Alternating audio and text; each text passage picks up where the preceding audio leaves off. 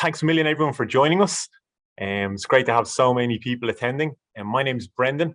I'm the managing director here at Wolfgang Digital, and I'm joined by my colleague Lorna, who's our marketing automation and email specialist.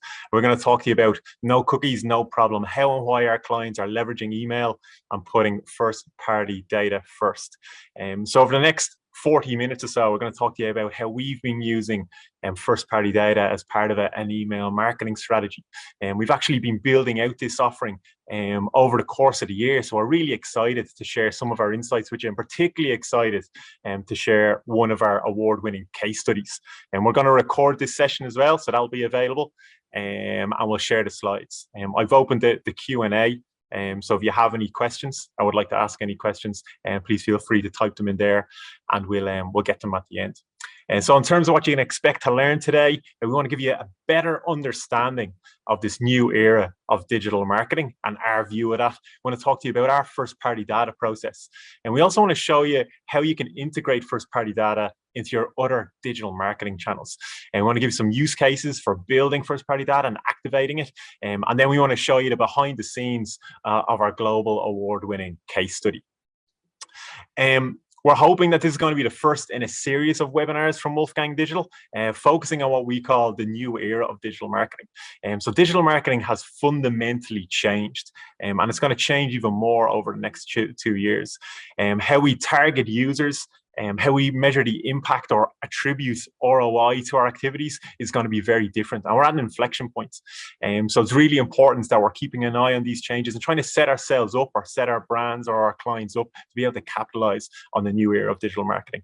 So this is the first in our series of webinars. We're also going to tackle things like measurement and reporting, and we want to look at the privacy impact as well. And down the line, we want to be able to run a webinar describing how we're using first-party data within our search marketing campaigns as well. So it's great to have so many people attending. You're in great company, actually. Deloitte released this research very recently where they're able to demonstrate that 61% of high growth brands were investing in developing their own first-party data strategy. So you're in really good company if that's what you're planning to do. But one of the biggest barriers to actually executing on this is around education. So lots of people are talking about first-party data. I'm actually going to say that term first-party data about 62 times over the course of this presentation. And lots of people are talking about it, but there's still a big gap when it comes to execution. How do you go about doing this? And if that's you, you're not alone. A simple search on Google will show you that lots of people have the same questions. And conveniently, these are the questions that we're going to tackle over the next 40 minutes for you.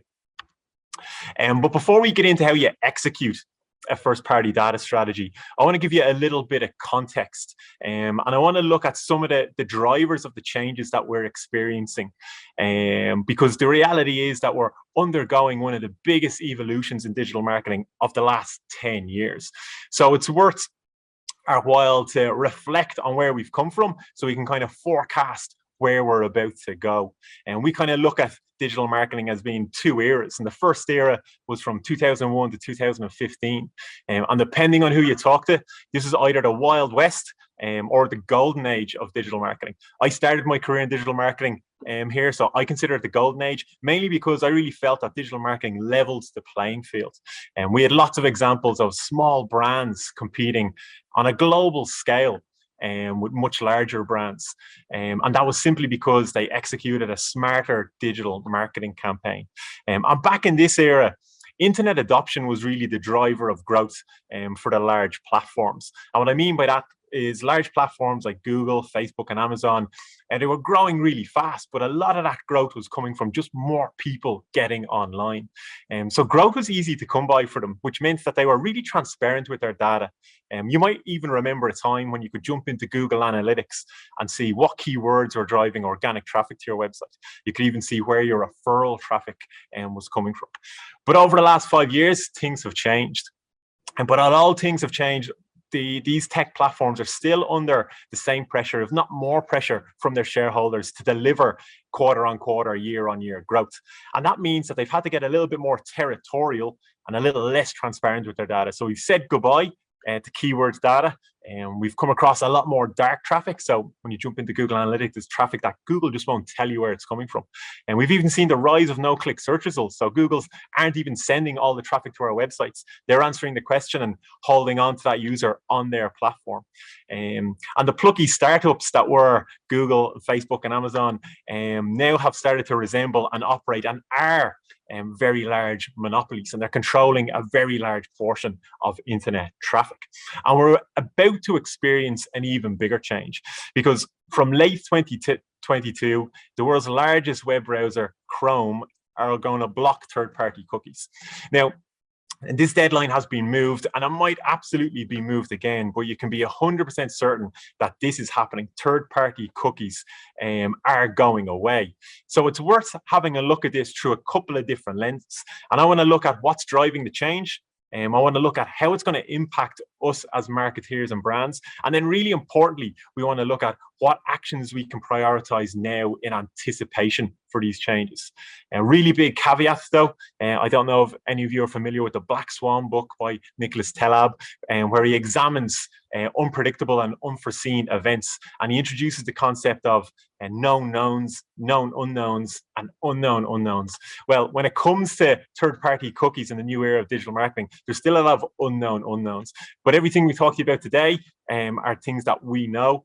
But I'd absolutely urge you to keep on top of the situation as it develops, because it is really dynamic and it's very interesting to see where things are going to go for us. So before we jump into that, it's important just to make sure we're all clear on what cookies are.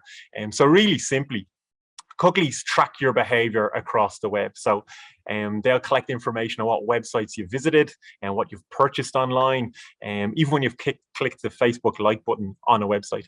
And they were responsible for the shift from contextual ad targeting to interest-based and micro ad targeting. And what I mean by that is, before the third-party cookie, we'd use contextual ad targeting. So for example, if I was a luxury car dealer, like say BMW, for example, I'd want to target high net worth individuals. And so I'd show my ad in context. So I might show my ad on Forbes or the Financial Times website. And the idea being that this is where I think high net worth individuals are spending their time, and hopefully some of them are in the market for a car.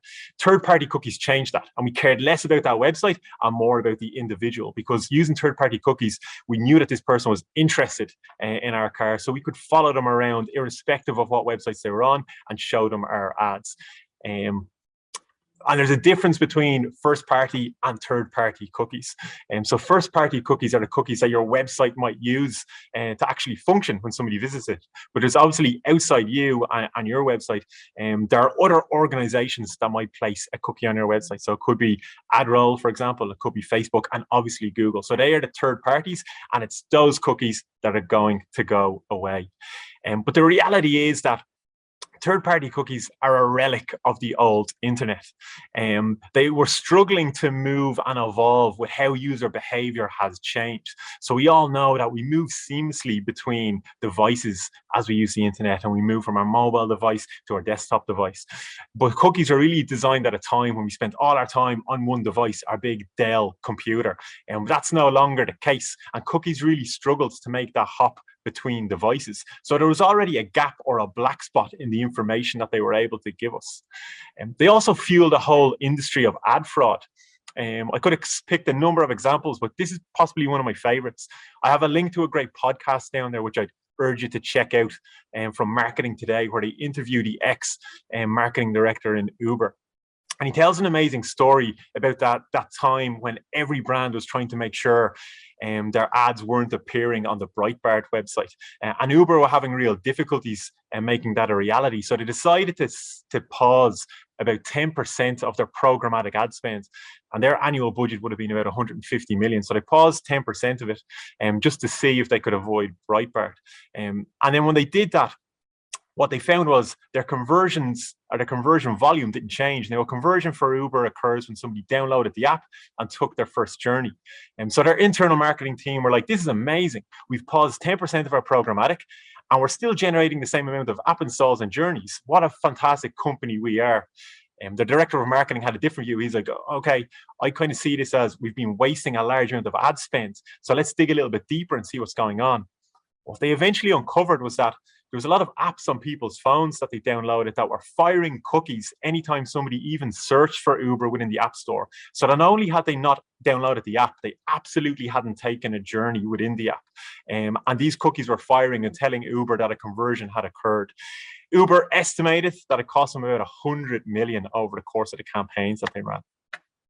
Beyond that, platforms had already started blocking cookies. So Apple via Safari had blocked them in 2020. That represents about 19% of global browser usage. Users had started to vote against them as well. It's estimated in the US, 27% of users had blocked cookies. In the UK, that figure is about 25%, so it's probably something similar in Ireland. And so it looked like the game was already up for cookies, but we've now entered an era when privacy meets platform. And what I mean by that is we've entered an era where legislators and users are starting to put more pressure on the platforms that collect an awful lot of data. And that results in some really expensive Zoom calls that we get to experience when the largest tech entrepreneurs in the world have to don their best suits and explain how their companies are worth $1 trillion. But legislators and legislation is putting an awful lot of pressure on these platforms, and these platforms are under the spotlight now because of legislation. And when we think of legislation, particularly in Europe, and we'll often think of GDPR. But GDPR was only the beginning. There's been an awful lot of subsequent legislation that's followed GDPR and had a bigger, if not had a bigger impact. And legislation or privacy updates are actually now more important than Google algorithm updates. Lots of you will remember how excited we get when Google release a large algorithm update like Google Panda or Google Penguin. Privacy updates are now as important, if not more important, because they have a bigger impact on how we operate as digital marketers. So absolutely worth keeping your eye on some of the latest updates. So big tech is under pressure, but the business that they've built over the years is way too valuable for them to let some pesky regulators get in the way of the amount of money that they make.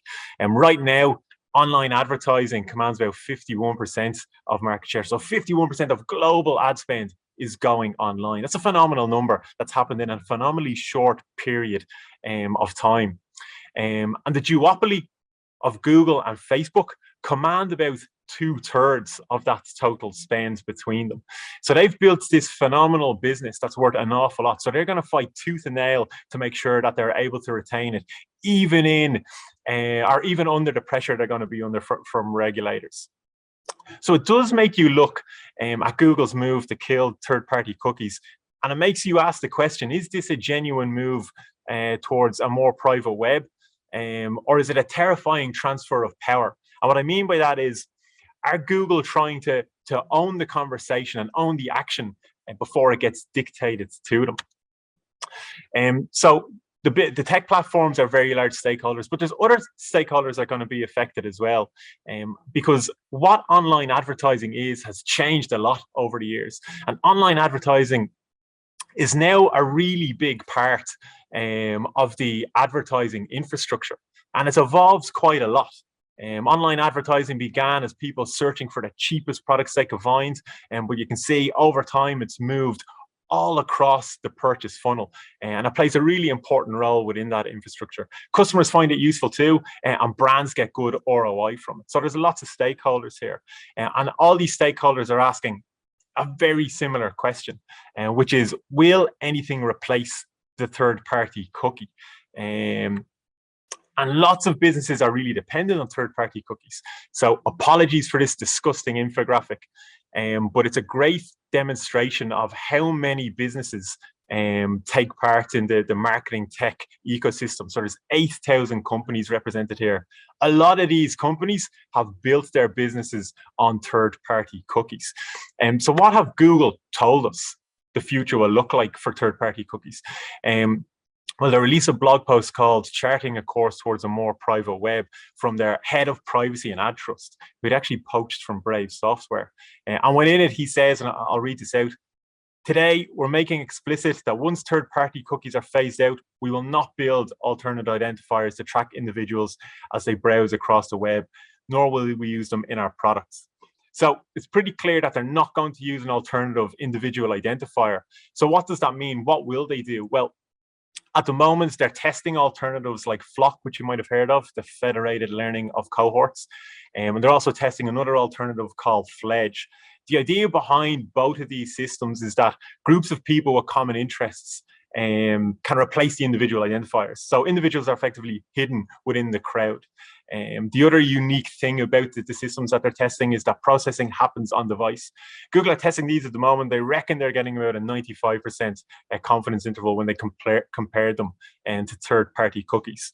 But the reality is we don't know what's going to replace them or what it's going to look like. These alternatives are still being tested, but we can be certain that the walls around the biggest first-party gardens of Google and Facebook are only getting higher. And that has a real impact on us as advertisers or brands. So it's worth having a think about, how does this impact us in terms of targeting? How does it impact us in terms of measurements? And how does it impact us in terms of attribution? And each of those buckets or impacts are macro level impacts, but they'll absolutely cascade down into day-to-day decisions that you have to make around budget allocation, even CPC or ROI at a particular channel level. So they're going to have a real world impact on us. So let's have a look in a little bit more detail. So when it comes to targeting, there's no doubt that remarketing is going to be impacted. Remarketing is built around third-party cookies. It's hard to see how interest-based targeting looks the same as well, and you can imagine we'll move to a more cohorts and groups of individuals. But the big losers are absolutely going to be publishers and networks. They very much relied on third-party cookies to sell advertising within their actual publications. In terms of measurements, this isn't a future impact. This is happening right now. So Google already estimates that we're losing about 30% of sales and conversion. So what I mean by that is what you see in Google Analytics in terms of revenue is underreporting by about 30%. And so I'd absolutely urge you to get a handle on what that discrepancy looks like for your business or your website right now, because it'd be really useful to know what that looks like when you start to make some investment decisions for next year. Attribution is going to get a little bit more difficult. Attribution for me has always been like a unicorn. I'd always question whether it existed or where anyone was actually getting it right. But we're seeing massive gaps now between reporting. This is just an example where Facebook told us we were generating 70K and Google Analytics told us we were generating 50K. It's going to get more difficult for us to actually identify what that source of truth is. So what does that mean? What should we prioritize now as we start to get ready and try and capitalize and outsmart our competitors in the new era of digital marketing? Well, the best investment we can make is to start de-risking ourselves from other people's data and building our own first-party data. When we talk about first-party data at Wolfgang, we really talk about it in terms of two buckets. So there's your business data, which is still first-party data. This is data that's unique to you and you can leverage within your marketing comms. So that can be things like your profit margin, or maybe you've got great information on your customer lifetime value, really valuable information. And then you've got the other bucket, which is your customer data, and which Lauren is going to spend a bit of time talking about. That's really around email addresses you have, or maybe it's user or shopper behavior, or even feedback surveys you've collected from your own customers. The new targeting landscape, or the brands that are going to win on the new targeting landscape within the new era of digital marketing, are going to be the brands that are able to leverage their business data and their customer data and overlay that on the tech platforms. That will be your unique advantage when it comes to competing online in the future. So one of the things you're going to need to do is invest in understanding your customers a little bit better. There's a great quote from Steve Jobs. He said, "Get closer than ever to your customers, so close that you can tell them what they need before they realize it themselves." And it's a great quote because it does make you see how investing in understanding your customers a little bit better is a sustainable investment. So it doesn't matter what changes are coming down the line from Google or from Facebook. If you spend time trying to understand your customers a little bit better, that's a great investment and will add value across your business. And if you are looking to build your customer data or understand your customers a little bit better, a great place to start is with email marketing. Every year we carry out our annual KPI report here at Wolfgang Digital. You can check it out on our website. But every year, email is always a standout performer when it comes to conversion and when it comes to revenue growth. Sometimes other channels are a little bit shinier or a little bit more exciting, so they command the investments. But with this move away from third-party cookies to first-party data, we see that shifting back towards email. So I'm delighted to welcome Lorna, who's going to take you through one of our award-winning case studies and give you some insights around how we're using first-party data within our strategies as well. So over to you, Lorna. Brilliant. Thank you so much, Brendan. That was very informative, lots of valuable insights to pull. Okay, I'm going to just start sharing my screen now. Bear with me now.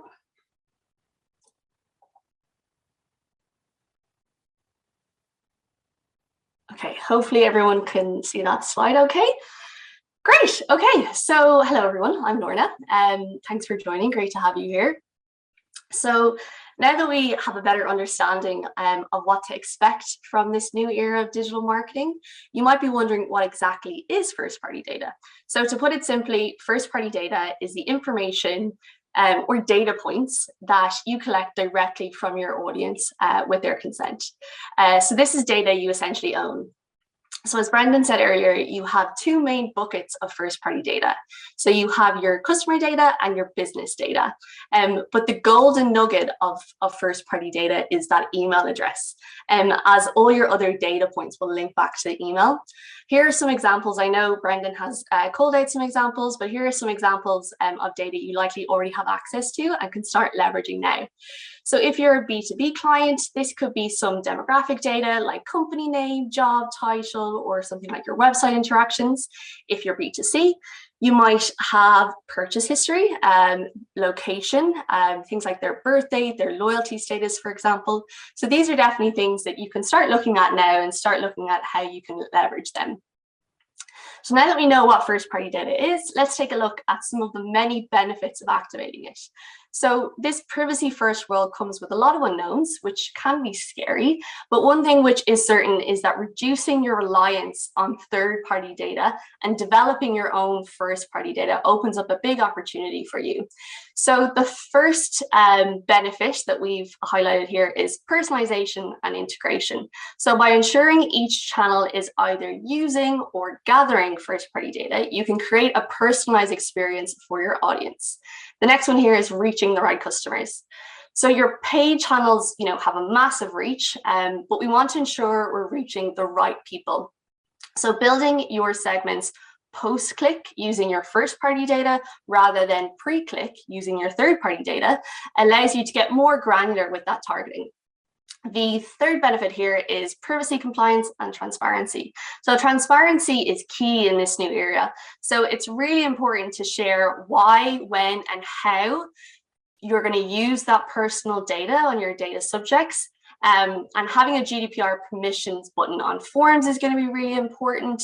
And then having an overview of marketing purposes. So how you're going to use that data in your privacy policy is going to be really important to ensure you're collecting first-party data in a compliant way and making sure that you're building that trust with your audience. The next one here is accuracy and control. So since you own this data, you have more control over how it's collected and managed, giving you greater assurances over data usage. And then the last one here is strengthening customer relationships. So by building trust with your audience and offering value and using their first-party data to personalize their online experience, you can really strengthen their customer loyalty. So here at Wolfgang, we've created our own first-party data process, which we're going to share with you today. So this process has 4 stages. So the first stage is scoping your needs.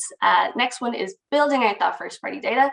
Next one is segmenting this data, and then finally activating it across all channels.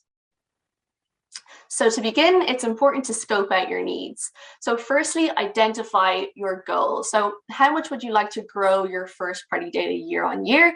And then what kind of incremental gains do you expect to see from activating it across all channels?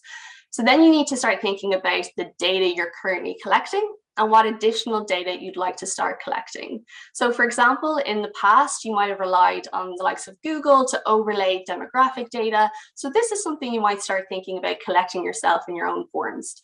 Next is looking at your qualitative and your quantitative data, quantitative first-party data, and just kind of seeing, from your loyal audience, establishing kind of what type of content resonates with them, and then figuring out what your value exchange is going to be. So this is going to be the basis for your incentive to build out your email list.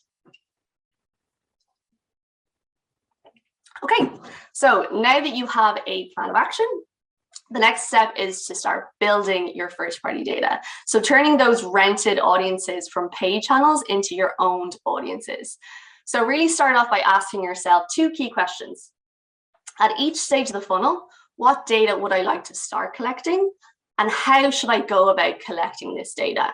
So this will differ for every business, but we've outlined some examples here that you can have a look at here, and just try to identify the sign-up options you can start leveraging now. Progressive profiling is something that we recommend.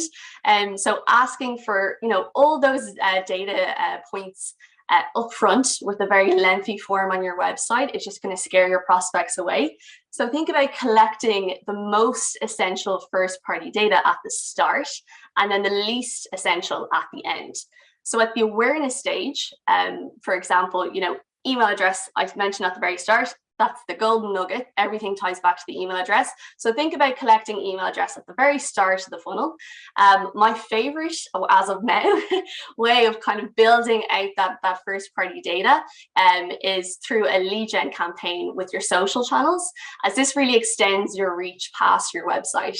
And then, for example, at the loyalty stage, you can send something like a survey, for example, to loyal subscribers to gather qualitative first party data insights to just improve their customer insights or customer experience. So essentially that kind of data then that you're collecting at the loyalty stage will kind of feed back into how you're making that value exchange at the awareness stage, how you're making that resonate with your audience.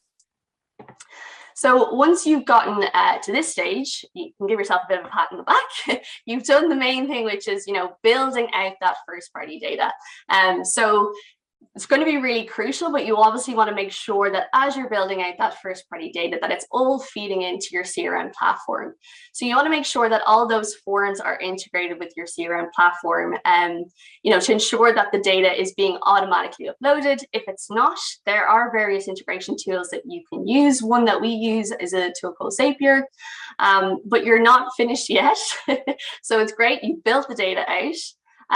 But you really actually have to start activating this data. So you should build out segments that allow you to personalize the next steps. So for example, if you're collecting new subscriber details from different locations around Europe, ensuring that you have segments built out to trigger maybe a series of emails that are personalized to that location.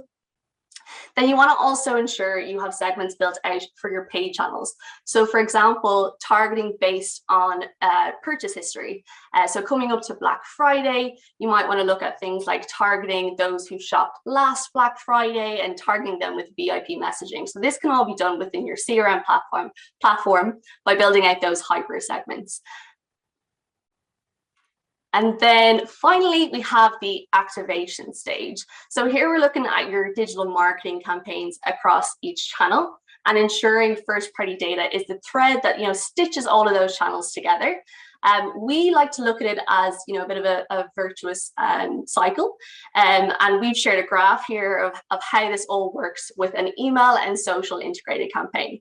So at the start, so you want to kind of create that compelling incentive and define your audiences at the scope stage. This then attracts subscribers from your social lead gen campaign, for example, which are then fed into your CRM. And then these subscribers then fall into relevant segments and then are triggered emails or ads, depending on their stage of the journey. And then you pull insights from those channels that feed back into your scope stage. So every stage feeds into and powers the next stage of the cycle. Okay, so if you are more of a visual person like myself, you might be thinking, I'd love to see this, all in action with a real life case study. You're in luck. So today we're going to take you through a global award-winning case study that we have for one of our clients, Body Slims. So Body Slims, they sell wellness and fitness programs. And what we did was by putting first-party data first, we were able to drive 1 million in sales in 5 months, more than the previous 12 months combined. So here's a testimonial from the client. So from the CEO, Jared. So pre-pandemic, our main marketing tool was referrals. With lockdown halting socializing and in-person classes, we had to change course overnight and develop a digital strategy to carry our message. Wolfgang turned what was an extremely challenging time into a success story, not only maintaining our growth, but more than doubling it year on year. So what we did was we effectively future-proofed Body Slim's entire digital marketing strategy. We armed them with a process to continue to build and activate this data, regardless of changes in privacy and cookie landscape. So we kick things off with that scope stage. So establishing what were our objectives. So the first objective was to grow the email list by 100% year on year. The second one was to increase their online revenue by 40% year on year. And then at this stage as well, we also defined what those first-party data touch points or first-party data points of information that we wanted to collect from their audience. So we then leveraged the insights collected from existing first-party data touchpoints. So the first one was website blog engagement. So we noticed that food and recipe content drove 2.8 times more engagement than other types of content. We also leveraged first-party data from social. So we noticed that our recipe-focused ads performed incredibly well.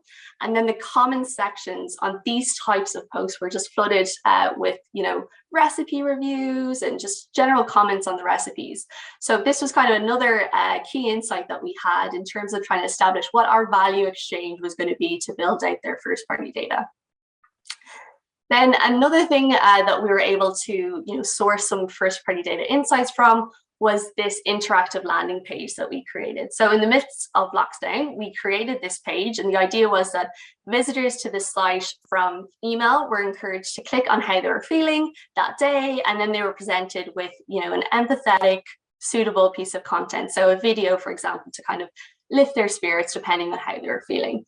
And what we had actually noticed was that stress and anxiety were really prevalent emotions amongst our audience.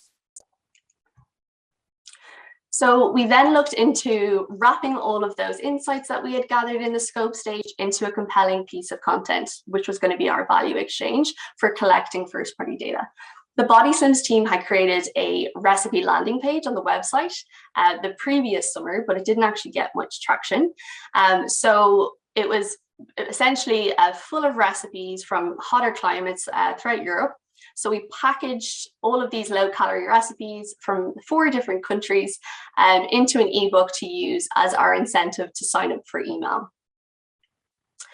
And then the next step was to get the ebook live across all our various touch points and start building out that email list. So we promoted it in an embedded form and a pop-up form on the website. We also embedded a form on all the relevant blog posts. But by far our biggest reach was on social with the lead gen campaign, targeting the right audience. And then lastly, knowing the loyalty of Body Slim's existing customers, we sent the ebook to them first via email and encouraged them to forward it to friends and family, increasing the overall subscriber rate. So these new subscribers were then automatically uploaded into their CRM platform, Constant Contact. So we then created various segments within Constant Contact, depending on the sign-up source. We had different segments set up for our personalized email workflows and then for our paid channels targeted campaigns. So the first activation piece was sending a triggered email immediately after someone signed up for their exclusive copy of the ebook. This email was the first as part of a series of emails. It welcomed them to the Body Slims community and shared relevant information that was personalized to them. So as you know, in terms of kind of the additional interactive pieces that we had there, so we, as part of that triggered email, we had countdown clocks, counting down to the next program start date, and links to themed Body Slim Spotify playlists. So this is kind of the key insight that I want to kind of draw your eyes to. So these playlists could be paired with a recipe from each country and then played for the duration of cooking time. So for example, if you were trying out out a Greek dinner recipe, you could pop on a Greek playlist, let the music from that country and like the smells in your kitchen and everything create, an immersive experience. So we knew that the lockdowns, had taken a toll on everyone, and everyone was kind of itching to get away, getting their holidays. It was coming up to summertime. So we tried to create that holiday atmosphere at home for them. So after receiving that first email, they then received a series of emails tailored based on where they were in the funnel, essentially. So the series began with more educational emails with helpful wellness tips and recipes, and then led into more action-led emails focused on converting this warmed up audience. Then the final kind of activation piece was integrating with paid channels. So we integrated the first party data segments with Google and Facebook to maximize personalization and profitability. So using existing first party data, we targeted lookalike audiences and warmed them up to the brand. And then we used third party retargeting audiences, and we would later then convert them to our first party database. So the email lookalike audiences performed almost as well as our retargeting audiences, showing how effective first party data is at all stages of the funnel. Woohoo! So we won, obviously, like I said, we won a global award at the Content Marketing Awards for the results that we achieved for our clients. And we're actually shortlisted for some other international awards. So it's all very exciting.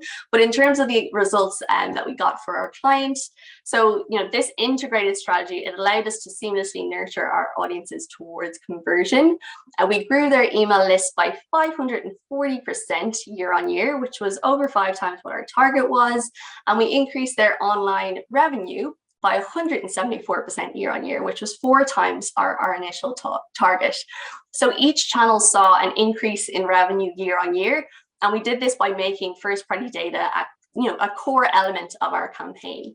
And as I mentioned, this did win an award. So if you're curious about that, you can find it on the details on our website. So with that, I encourage you to approach your first party data strategy head on with the recommendations that we've taken you through today. And to end, I'll leave you with this great quote from Jeff Bezos, which might give you some food for thought on this new era of digital marketing. So when trends emerge, businesses have a choice: embrace them and have a tailwind, or fight them and you're probably fighting the future. So that was everything from me. You will be delighted to hear. Thank you so much for coming along. We know how busy everyone is this time of year, and so we really appreciate you taking the time to tune in virtually. If you're interested in learning more about how we can help you get started with your first party data strategy, just get in touch. We have the details on the next slide. We do have a decent amount of time. We've got 22 minutes left for any questions. So I think Brendan is going to pull out some kind of recurring questions that we've gathered in the chat. And I am going to stop presenting. Thanks, Lorna. As Lorna said, folks, if you have any questions, feel free to put them in the chat. Let's see what we had. Oh, there's some in there already. Cool. So Laura has asked, what's a good benchmark for what percentage of your total retail sales should be coming from email marketing within the retail sector? Thanks for the question, Laura. We actually look at this every year within the Wolfgang KPI study. So if you just Google Wolfgang Digital KPI Report 2020, you'll find it on our website. And we actually break it down. So it depends on whether you're an online only retailer or a multi-channel retailer. And it varies between, I think the numbers are between 4 up to 13% in some cases. But if you jump into the Wolfgang Digital KPI report, you'll get a good sense of how you're benchmarked against some of your competitor set. There's another question here, which might be one for yourself, Lorna. So do you have any tips on capitalizing on potential data, i.e. email addresses from social media followers? We are currently seeing a growth in our following and conversions, but our email database is stagnant or reducing. I'll leave that one with you, Lorna, maybe. Yeah, Great. Yeah, no, brilliant question. Yeah, so I think, trying to drive more people from your social channels to your email list should also be kind of one of your key goals over the next 12 months. So, kind of the things I highlighted there. So having an incentive to drive people to subscribe is what we really encourage. So on your social channels, having organic posts, having ad campaigns, targeting those existing followers and trying to get them to sign up. So you could do things like a competition, for example, and trying to gather email addresses first. And then have all that funneled into your CRM platform. So yeah, I think depending on the type of business you are, there's going to be a different type of incentive that will work for you. But another thing that we recommend doing is, within your actual email workflows, you can also kind of promote your social channels too. So kind of having a bit of a cycle there. So can you think about email, and social as part of your online community, and try to just build that up and kind of continue to funnel subscribers or followers into each channel. Cool. And there's a few people asking about reporting actually, on that 30% difference. So what can people do about that? So that's a great question, and it's something that everyone's dealing with at the moment. So there's two bits of advice that we've been giving people. The first is to set up Google Analytics 4 if you haven't already. Google Analytics 4 is going to have some features that will allow us to cater for some of those discrepancies. Google are eventually going to move to Google Analytics 4. So we're advising our clients to get it set up right now and collecting data in parallel to your existing analytics. The second piece of advice you can do is to start to understand what that discrepancy looks like for your business. It's amazing the amount of people that don't understand what that discrepancy looks like in terms of what Google Analytics is reporting and what they're seeing at the back end, or what it actually says at the tills for them. So get a handle on that, and you can start to build that into some of your forecasts. Let's have a look here. This one might be for you, Lorna. Any advice on how to get email open rates up? With emails going to promotion folders, it can be hard to get people to open and read the emails. That question is from Ruth. Thanks a million for the question, Ruth. Yeah, thanks so much, Ruth. Great question. So open rate. So in terms of, I assume you're kind of referring to the promotions folder in Gmail. So this is all kind of algorithm based. So to move an email from the promotions folder into the primary folder, it's based on opens. So if they see that you kind of continue to open an email from this brand, it'll get moved over. So that obviously ties in with trying to increase that open rate. So yeah, in terms of kind of the most simplest way to improve your open rate, we would look at things like subject lines. So improving the subject line, trying to add personalization in the subject line. So calling out someone by their name, and we'd recommend doing like A/B testing around that to see what the most effective subject lines are going to be. Also, in terms of kind of increasing engagement of your audience as well, we recommend, outside of just your newsletter, also looking at automation workflows. So targeting emails based on things like they've just subscribed, they browsed a certain product on your website. So having those triggered emails as well, what we tend to see is a higher open rate in those triggered emails because they are personalized to your stage of the customer experience. So having that combination of newsletters with really effective subject lines, and then also having those triggered emails will help to boost the overall open rate that you have, so your average open rate, and then hopefully kind of move people from the promotions folder into the primary folder. Another thing to note here that you can actually do in the promotions folder, so it's not always an option on every CRM platform, but you can actually add kind of a piece of code which allows your message to pop up at the very top of the promotions folder. So you might have noticed in Gmail that they have like maybe one or two ads at the start. So you can actually have yours kind of pop in underneath that if you add in these certain HTML features. So that's something as well that you could look into. But yeah, there's a lot more. But yeah, they're the kind of key things that I recommend.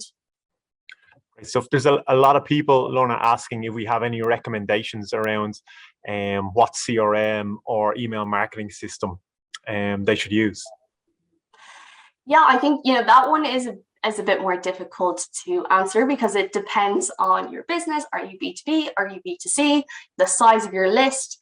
So there's a lot of criteria that we would look at to then recommend a CRM platform to you.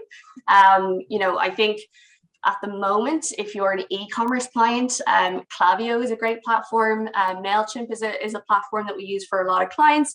And it has great integration opportunities there. One that we use for B2B is a platform called SharpSpring, which you can use for like lead scoring. So yeah, essentially what you need to do is kind of establish like what key features do you need from a CRM platform, and then start to do your research. So sorry, I couldn't really fully answer that and just give you one CRM platform. But yeah, we're obviously happy to have conversations with you. If you're interested in starting on a certain CRM platform, we can have those conversations with you and get you set up on the right one. Great stuff. We might make this the last one. A couple of people have asked about the frequency of email marketing campaigns and how often they should be sending emails to their customers. Yeah, okay. So in terms of frequency, so you obviously have your newsletter. So with your newsletter, it's important to initially kind of test this out. So the kind of key metrics that you want to be looking at is your open rate, your click-through rate, and your unsubscribe rate. So unsubscribe rate is going to be really crucial to kind of letting you know, are you sending too many emails? If you have a high unsubscribe rate, then that's going to be a very good indicator.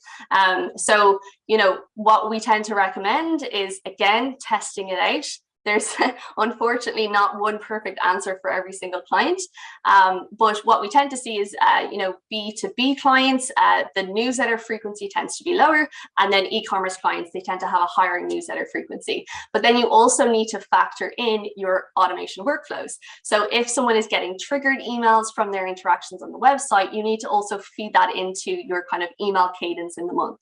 So yeah, I think it's important really just to, start testing it out. And yeah, unfortunately, one size does not fit all. But again, if this is something that you are kind of interested in finding out more, we can speak with you about that. Yeah. Brilliant. Lots of great questions. Thanks a million to everyone for submitting their questions. As I said at the outset, we're hoping to make this the first in a series of webinars where we tackle the new era of digital marketing.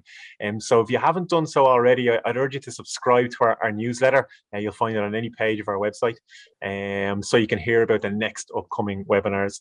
Other than that, if you have any other questions or you'd like to pick Lorna's brain or pick my brain on anything, feel free to email us at hi@wolfgangdigital.com.